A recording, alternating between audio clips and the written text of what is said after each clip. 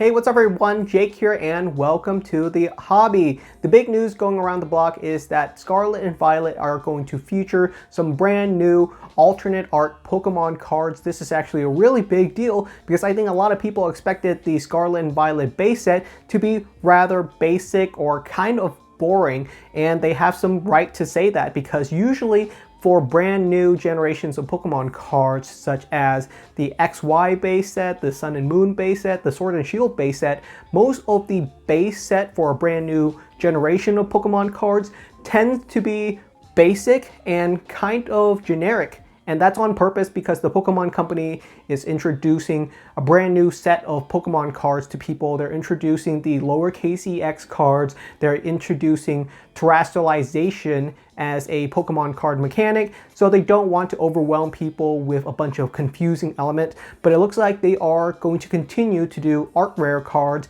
into the Scarlet and Violet era. A lot of people thought maybe alternate arts were going to end with Sword and Shield and the Pokemon Company were going to do something new, but it looks like alt art cards are here to stay.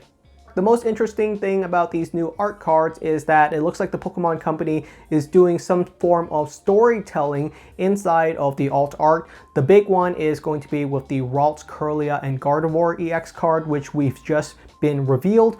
We do not know if this is going to be an ongoing trend and they are going to continue with this storyline method with other art cards, but I really dig it. I think it's a really cool idea. The Pokemon Company has done this in the past with a couple of other cards, but I think this is a really interesting generational way of just showing off the artwork, and I think the Pokemon Company should continue on and actually develop it with a bunch of other different types of Pokemon card sets. The ones that come to my mind that they've done in the past, the first one was the Charizard cards from Pokemon Generations, because it shows a boy's story about growing up with his Charizard and really maturing. So it's almost like a coming of age story. The other big one is the Emboar, which is I think from Legendary Treasures, which is another really cool card which just showcases Emboar growing up with his family of trainer and human, and it really just grows as Emboar evolves and gets older with age. So these are really cool art design, and these new art cards are really fantastic.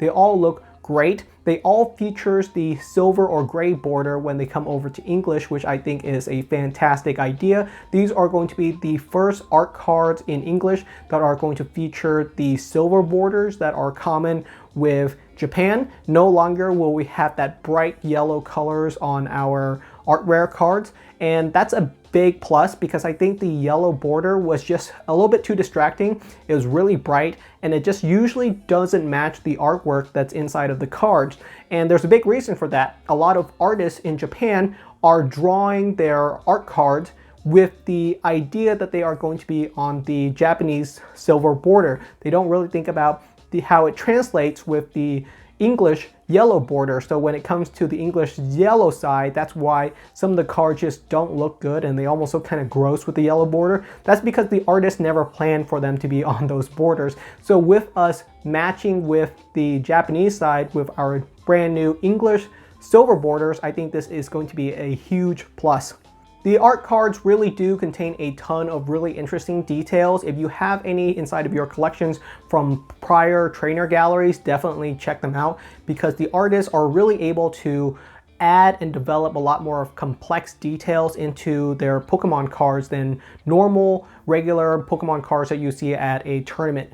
That's on purpose because usually Pokemon cards are simplistic in design, and that's on purpose. They're meant to be easy to read, easy to understand. You should be able to tell exactly what Pokemon is being played and what it looks like and all of those details, but the alt art cards are really able to throw that out the window. The artist is really able to do all kinds of interesting things. On the Slowpoke card, Slowpoke is barely on the card. It's usually all about the background, whereas on the Gardevoir card, there's just so much details inside of the Gardevoir artwork that if you look at just the wall behind Gardevoir or the trainer or behind the Pokemon and the trainer, you can see all these frame art pieces or pictures from their life together. So there's all these little details and intricacies inside of the artwork that you normally don't notice inside of a regular Pokemon card, because most Pokemon cards, at least the basic ones or common ones, are pretty generic compared to the new art cards, which have all kinds of interesting complexities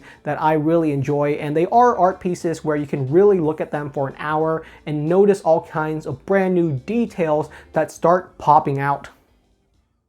The last thing that I noticed was that with the Gardevoir EX card, we're really starting to see some massive power creep with the amount of HP some of these new Pokemon have.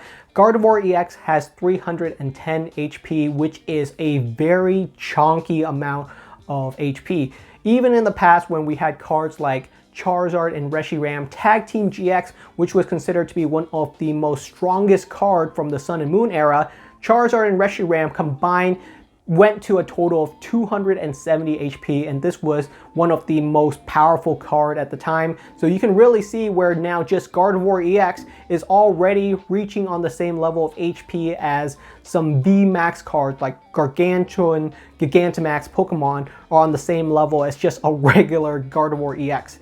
That's a big deal. And another thing I'd like to note is that with people wanting to collect the whole entire set from the storyline piece where you have the Ralts, Kirlia, and Gardevoir almost going together in a perfect frame display, is that the Gardevoir EX is going to be a significantly more challenging pull than the Ralts and Kirlia. They are just in different pools of rarity, and that is going to be a big deal because that means the Gardevoir EX is going to be rather expensive.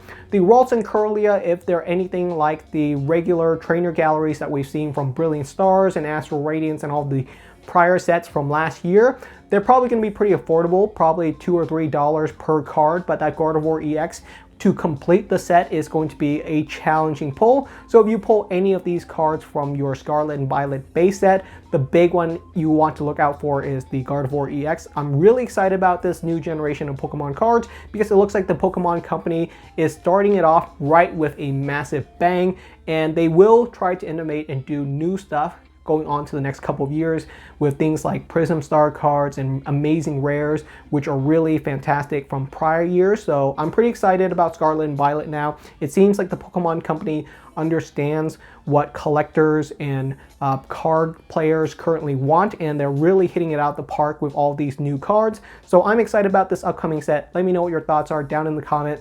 Thank you so much for watching, and I will see you guys next time.